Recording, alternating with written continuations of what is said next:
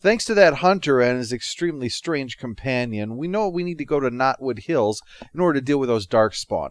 But since we came all the way here, maybe we should go into town and get some supplies first. It's not as if we have any adversaries to worry about here getting in the way. Excuse me, but I need to search your packs for smuggled goods. What? Do I look like a smuggler to you? No, really, please think about this for just a minute. In my effort to be inconspicuous while sneaking goods in, I turned myself translucent. That won't draw any attention, will it? What an unconscionable abuse of privacy. Boy, I'm going to take this to the Lord. Oh, wait, that's me. My God, man, you are a moron on so many levels, I have to invent new dimensions just to represent it. We've been having trouble with smugglers and... What are you doing, man? Are you accusing the commander of the Grey of smuggling? But you said everyone... You are dismissed. I apologize. Smugglers and thieves have all but taken over the city. Yeah, I can't imagine how they're outsmarting your guards. With this collection of Mensa members, they've got to be super geniuses to figure out a way past them. Or perhaps just tapping them on the shoulder and rushing in while the guard turns the other way and stands looking in that direction for 10 minutes, wondering how they could have been tapped by an invisible man. With trade slowed to a crawl, smugglers have moved in, selling stolen goods at exorbitant prices. If we could shut down their operation and seize their supplies, we could distribute it to the needy. And maybe you can end this farce that you call security. Geez, it figures that if I'm in charge of a police state, the Keystone Cops are the ones running it. Did it perhaps occur to any of you that you could perhaps take off your guard uniforms and then just go around this city waiting for somebody to try to contact you to sell you stolen stuff? I don't think it's that hard. Greetings, could I interest you in... Wait a minute. My lad said they saw you talking to the... You'll learn not to stick your nose where it don't belong. See, that wasn't so hard, was it? So now we go on a merry chase around the city trying to get this guy while his goons are coming from everywhere.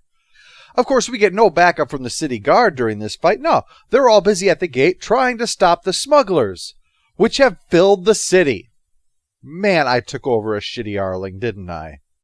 The incompetence of the guard is in fact so great that I chased the bad guy right past the constable there, who is the one who asked me to look into this in the first place.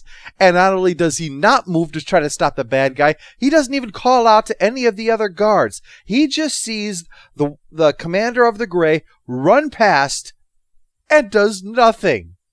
In fact, the closest thing we had to help from him was a member of the guard who was pitching in the fight, but that was only because they were actually in a fight already when we showed up. Otherwise, they probably would have been standing on the sidelines watching the fight. If anything, we came to their rescue.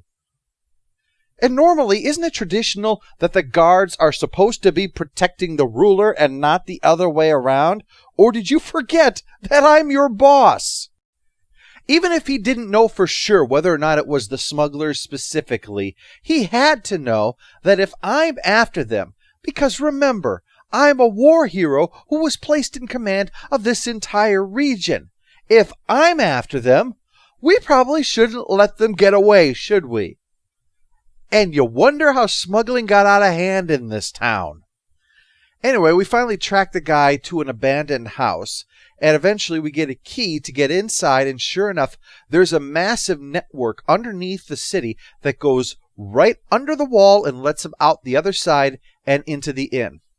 Well, we quickly clear that out, but this is a serious problem, naturally. If the Darkspawn ever show up, well, you know what Darkspawn are like. They like to go underground, and here's a tunnel that easily bypasses all of our defenses. Oh, but it's locked. They certainly would never beat down a wooden door, would they? Since it seems obvious nobody picks up on anything unless I come out and say it, let me say it. Collapse all of these tunnels to ensure the Darkspawn cannot get into this city in case a siege happens, all right? We might not be here. We're Grey Wardens. We have very important things to do. Like, I don't know, trying to save the world. Har! Let me tell you about my life in one word.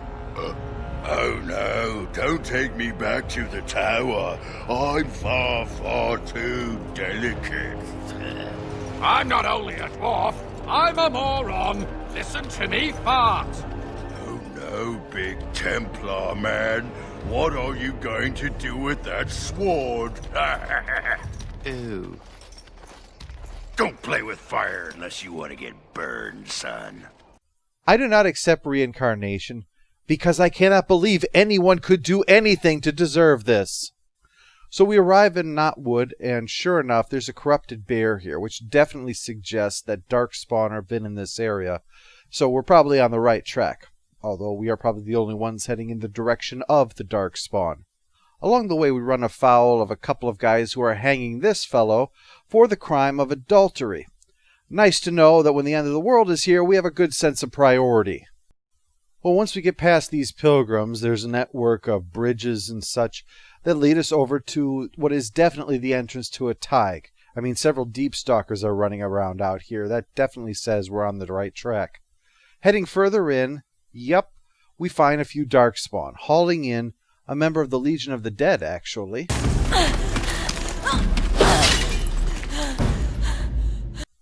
She's a slippery one.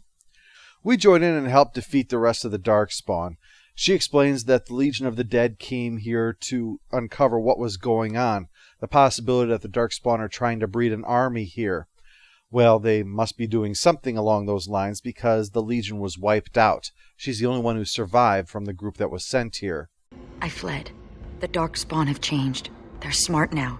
Smart now. Would the baby that Morrigan and I have my incredible intellect? Did I accidentally turn the archdemon into some master supervillain? God, I really hope this is not my fault. Maybe I do deserve everything that's happening to me. Well, regardless of what put this in motion, we have to go in and see what the Darkspawn are getting up to. And she agrees to go with us, which is good because a Legion of the Dead member is going to be experienced in fighting Darkspawn. Let's not waste time. Calharola waits, and Darkspawn, when left to their own devices, get up to all kinds of nonsense. Yeah, all kinds of nonsense. Could even be some tomfoolery. Maybe, if we're unlucky, the possibility of hijinks. I don't know much about Calharol, except what the others from the Legion told me. It used to be important. A center of learning for the Smithcast. When the fortress was lost, a lot of what the Smiths had learned was lost with it.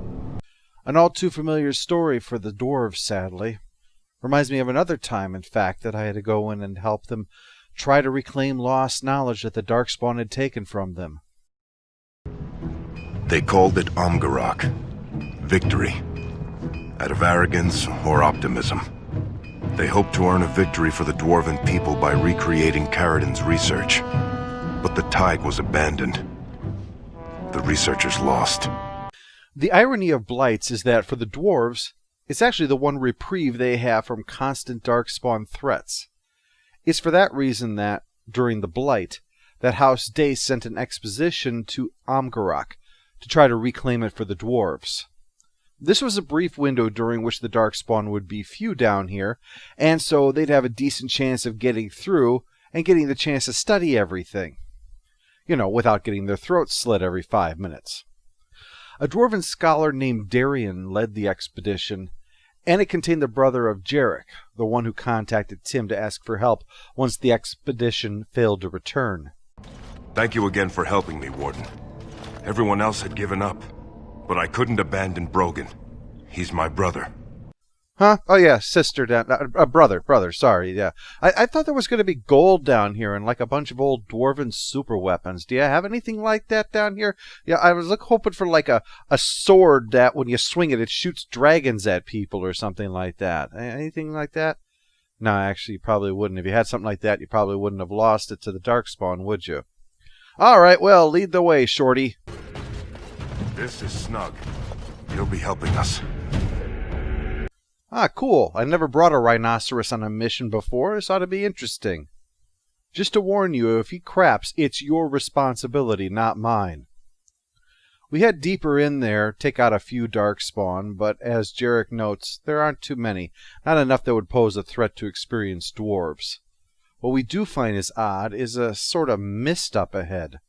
Unfortunately, there are shrieks around waiting for us. I don't know if they were hiding in the mist or what. The problem with shrieks is that they tend to turn invisible on you, but luckily, I figured out a way to smoke out invisible enemies. Watch this. Now, admittedly, this plan does have its flaws, but I think that it's balanced out by the fact that I get to light things on fire. After we defeat the shrieks, the mist clears in a certain direction, which allows us to go inside and find an old Rulik golem lying around. So we activate him so he can help us on this little mission. It's been stuck down here this whole time, so I really doubt we have to worry about it bitching about birds the whole time. So now that we have our new large friend, the mist parts again to allow a new path through. Well, this is a really convenient mist. It's almost as if we were on rails, isn't it? It doesn't take long, however, before we come across more shrieks. Very well. Where did they go? Did you see where they went? I knew we could not lose! Yeah, sometimes even Tim's actual idiot bravado exceeds my own. Well, it is weird. I mean, I've had many things disappear when I threw a fireball at it. It's just normally it happens after and not before. Something else weird happens, too. A bunch of stalkers run right past us as we head in there. Now, don't get me wrong, I'm quite happy not having to stop and fight every single bit of trash that comes our way, but it is an odd behavior for them. Something pretty spooky must be going on up ahead. Whatever.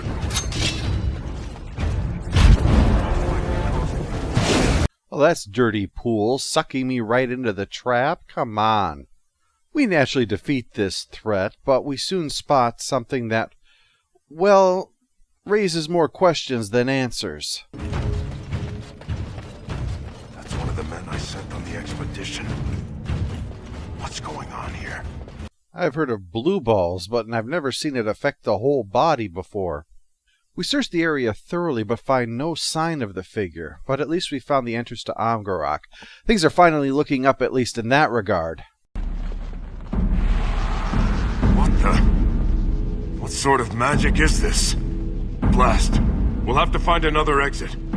You know, for a race that's famous for not having magic, it is amazing the magical ways that I get screwed whenever I come down here. God only knows what else we're going to find in this place. That thing wasn't a dwarf or any creature I recognize. I don't like this. You don't like this? I have not seen one bar of gold since we came down here, or a single weapon that was even worth bending over and picking up. Not to mention that little nightmare that went scurrying off there. I have to really say, jerk, that you kind of oversold the value of this place to me. Learned of an old laboratory called Amgarok, where a man of Alzamar and a mage of Tevinter tried to recreate Caridin's research. Branka's notes mention Amgarok, although she did not pursue it. What kept her away? Ah, crap. We've come to a place that a woman who was so crazy she gave over her entire house to Darkspawn to be eaten said, "It's not a good idea to come here." Jesus, what have you gotten me into, jerk? I just know I'm going to wind up body swap with your rhinoceros or something even worse. Further searching the place reveals a bunch of more golems, and naturally they're here to defend the place from the likes of us, so we get to fight them. Yep, I made that one blow up. It doesn't matter whether or not you have any blood in your body, I'll still make you bleed. That's just the way my magic works, baby. Further searching reveals more weirdness, the same kind of bluish haze that we'd been seeing earlier. And when we try to touch the items, they're not there. Our hands pass through them as if they have no substance. That's when we find... Can't help you now. I'm not here. I'm not here. Rogan! That's him. That's my brother. Okay, well, unless dwarfs and smurfs are related, I'm afraid I've got some bad news. What's wrong with him? This magic, this light. I can't even touch him. Yeah, families have that problem sometimes. I'm not here. I'm not here. You've no idea how many times I've chanted that to myself when I wind up in these crazy situations. All right, Jarek, let's go check around. I'm sure there's a way to undo this mess somewhere. There always is. The switches divert the lyrium streams, causing unpredictable effects. They can alter the very environment. It must be magic, but our understanding of such things is limited. Well, I happen to know a lot about it, so if we can find this stuff, maybe I could figure out how to undo this. Maybe it's not so unpredictable if you know a thing or two about magic. All we've got to do is just find it and hope something doesn't rip our faces off first. Did you see that? It had hands and a face. Oh, please tell me it wasn't carrying the face in its hands. I know these men. They look like they were ripped apart. Ancestors, what happened here? Something that involved a lot more piles of flesh than piles of gold, wouldn't you say, Jarek? We check around a bit, and eventually we find this device, I guess you'd call it. I think that I could figure out how to work this thing. It doesn't look too complicated. What if I do this?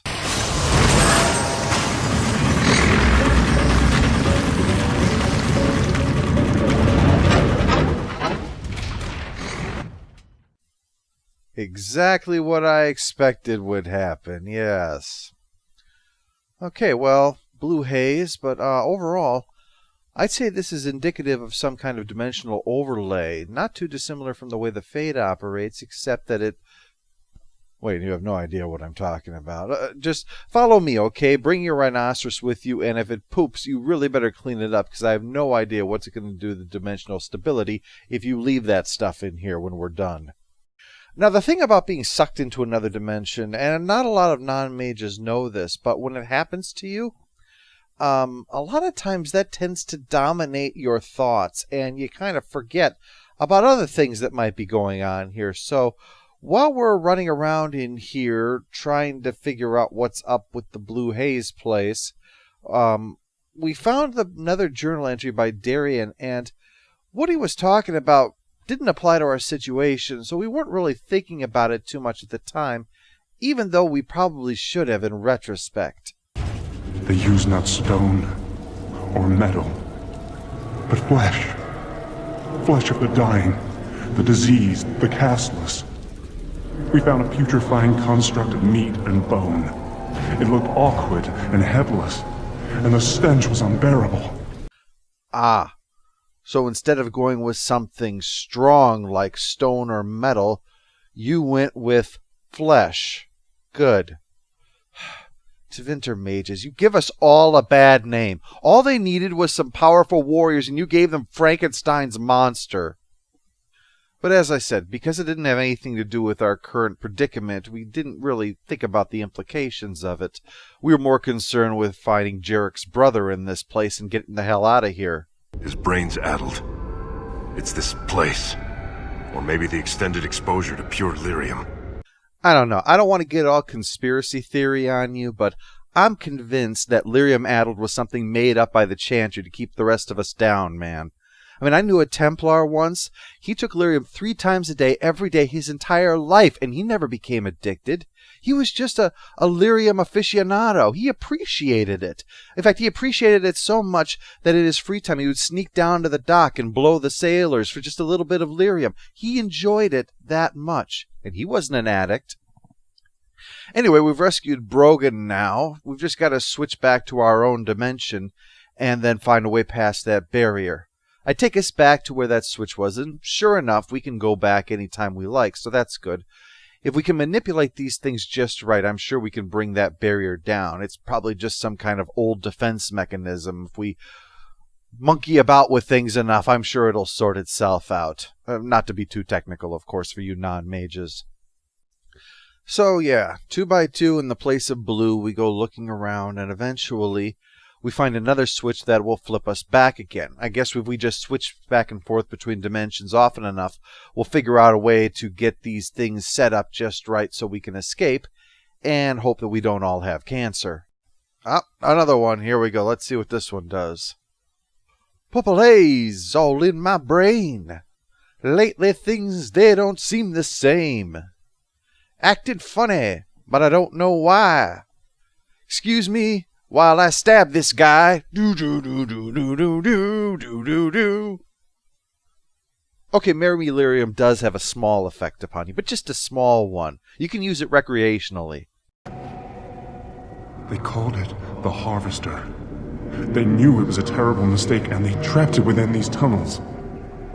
Our foolish greed led us here, and now we are trapped along with it. Our only hope is to destroy everything. The creature, the research, the magic that sustains this place. Yeah, I can get behind that plan. This place was a mistake. No gold, no super weapons, and a flesh monster. And that's not going to be pretty, I know that. Broodmothers have taught me that even tits can look bad under the right circumstances. Alas, poor Darian died down here. He wasn't able to get to the forge, so looks like it's going to be down to us. Of course.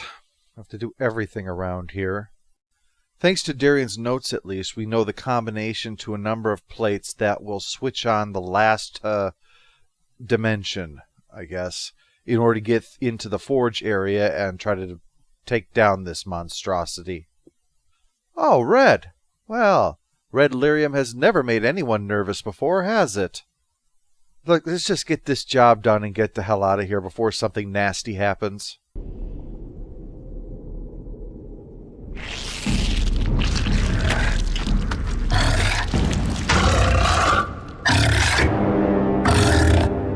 Ah, that's great. Oh, nicely done there.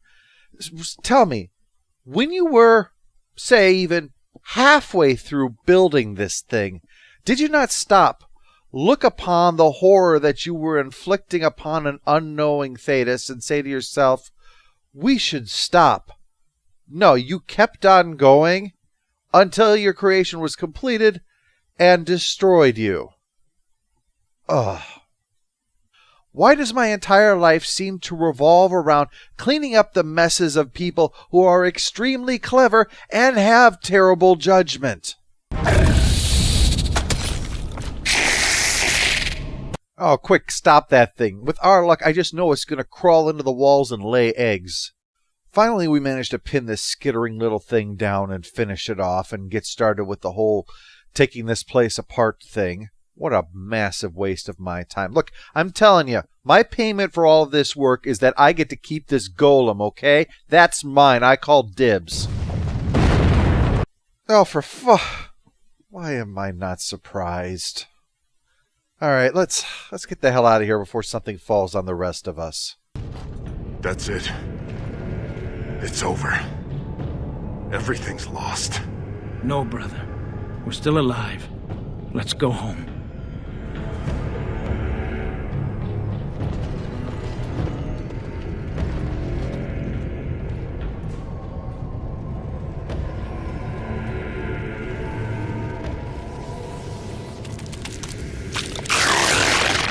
I told you it was going to lay eggs. You all laughed at me.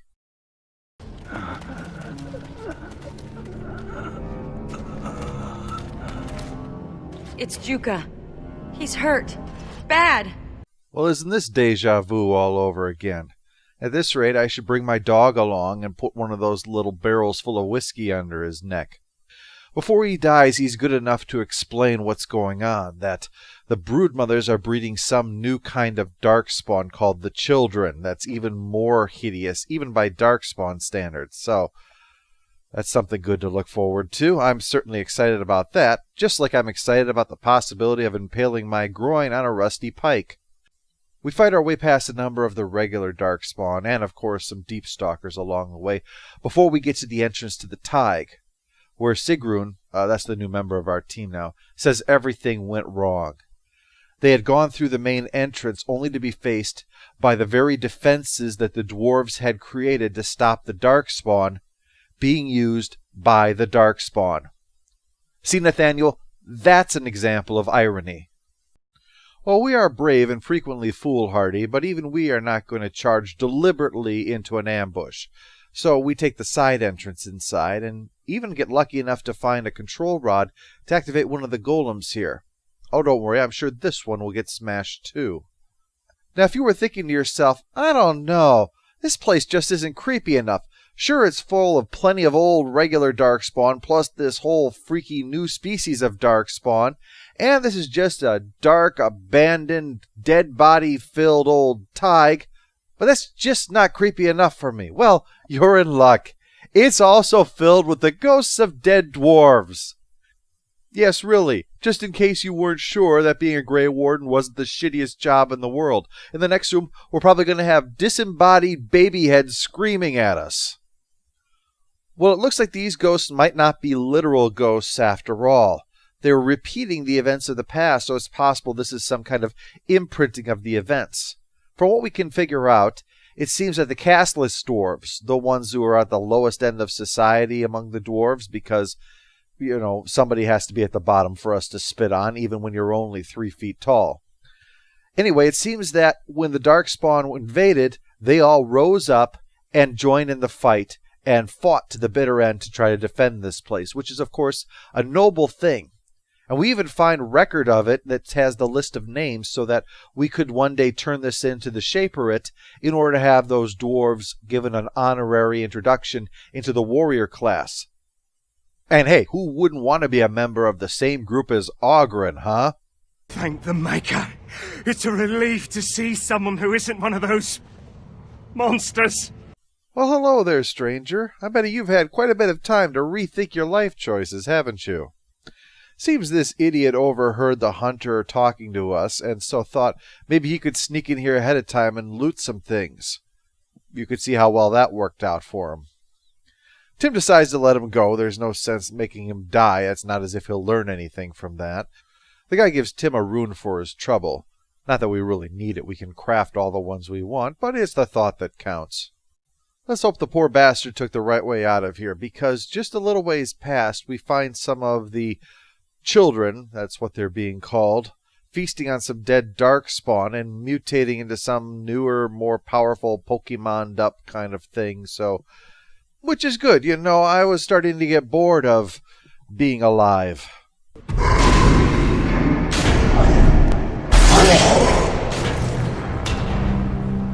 Well, at least it's nice seeing someone have a worse day than me for a change. From this Darkspawn's monologuing, we can figure out a bit of what's going on here. It sounds like there are 2 Darkspawn factions now. One who will work for the Mother, like this guy does, and one who works for someone called the Architect, who was just ripped in half. You will die, as all who serve the Architect will die. The Mother demands it. I liked you all better before you learned to talk. After taking out the Lost and attacking the Inferno Golem, yeah, mine was lost a ways back, and here's this really sweet one that I can only stop from killing me by destroying it. Yep, I just can't have nice things, can I? Past them now is just the Broodmothers and their attacking tentacles, but the Broodmothers themselves are down in this pit. But this thing up here looks familiar. Let's just try not to use it to shift into another dimension right now. I think we can find a better application for it right now.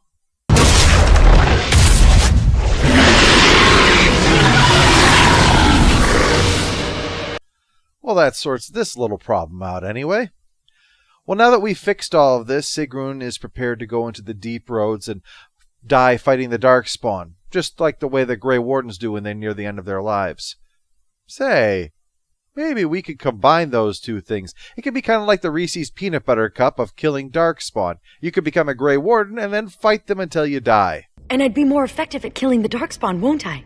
Ha! How does one say no to this? I will follow you. You seem an all-right sort, and I'll be better off with you at my back than alone. Let's go then. The Darkspawn await.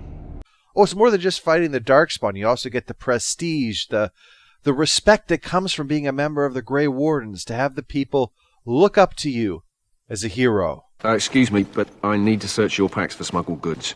Ugh.